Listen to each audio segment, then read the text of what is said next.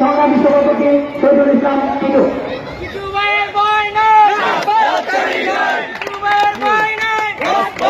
আমি প্রথমেই ধন্যবাদ জানাই আজকে যারা এই আয়োজনটা করেছেন, আমাদের সবার পক্ষ থেকে তাদেরকে ধন্যবাদ জানাচ্ছি। আমি দু একটি কথা বলবো। আপনারা জানেন আমরা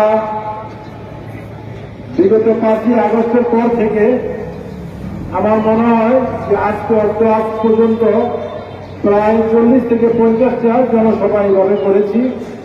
আগের জনসভাগুলো ছিল ভিন্ন রূপের, তখন আমাদের থানা লেভেল থেকে প্রশাসন মাঠ পর্যায়ে সেটআপ ছিল না, তাই আইন শৃঙ্খলা পরিস্থিতি শিথিল রাখার জন্য আমাদের মাঠ পর্যায়ে আমরা প্রতিটা এলাকা মহল্লায় জনসভা করে মুরব্বী এবং ইয়াং জেনারেশনের সমন্বয় কমিটি করে দিয়ে কমিটির মাধ্যমে এলাকাকে শৃঙ্খলাবদ্ধ রাখার জন্য আমরা সেই কাজ করেছিলাম।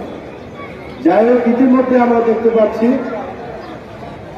যে আমাদের যে যার কিছুক্ষণ আগে আমাদের এলাকার অত্যন্ত আমাদের শ্রদ্ধাভাজন মুরব্বী সুলতান মাহমুদ ভাই বলে দিয়েছেন, ওনার কথাগুলো যারা বুঝতে পেরেছেন আমি মনে করি তারপরে আর কিছু বলার থাকে না।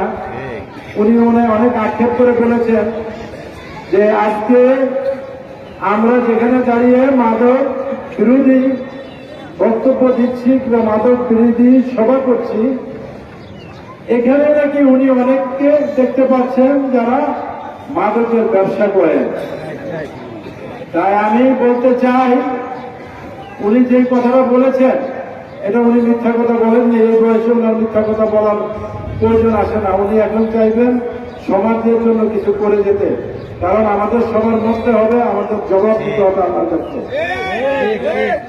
যাই হোক, আমি এতটুকু বলতে চাই, আজকে আপনারা জানেন আজকে সহ মনে হয় আমরা কয়েকটা এইভাবে মাদক ও সন্ত্রাস বিরোধী এইভাবে প্রতিবাদ সভা শুরু করেছি। ইনশাল্লাহ আমরা প্রতিটা মহল্লায় আজকে এখানে এই সভা দেওয়ার একটি উদ্দেশ্য আমরা জানতে পেরেছি। আমরা এইভাবে যেমন খোঁজ খবর নিচ্ছি, যেখানে মাদকের আস্তানা আমরা জানতে পারি কিংবা আমাদের তদন্তে আছে, ঠিক সেখানে আমরা এই সভাগুলো আমরা করার চিন্তা ভাবনা করছি। তা আমি সবাইকে বলবো, যারা মাদকের সাথে যদি জড়িত থাকেন অবশ্যই আপনারা আজকের পর থেকে এই পথ থেকে সরে যাবেন। আর যারা মাদকের বিপক্ষে অবস্থান নিচ্ছেন তাদেরকে আবারও আমাদের পক্ষ থেকে আন্তরিক ধন্যবাদ জানাই এবং আপনাদের সাথে আমরা একত্রতা ঘোষণা করি, আমরা আপনাদের পাশে আছি ইনশাআল্লাহ।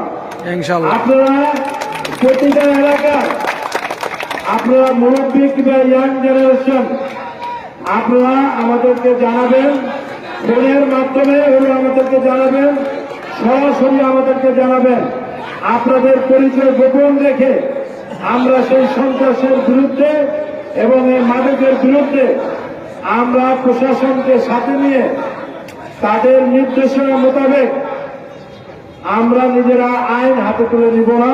আমার ফতুল্লা থানার প্রশাসনের কর্মকর্তা যে কথা বলেছেন, আমরা তাদেরকে সহযোগিতা করব, আমরা তাদেরকে চিহ্নিত করে বলব, আমরা তাদেরকে হেল্প করব যে উনি মাদক ব্যবসা করে, আপনারা আপনাদের মতো তদন্ত করে দেখেন আমাদের আপনাদেরকে যে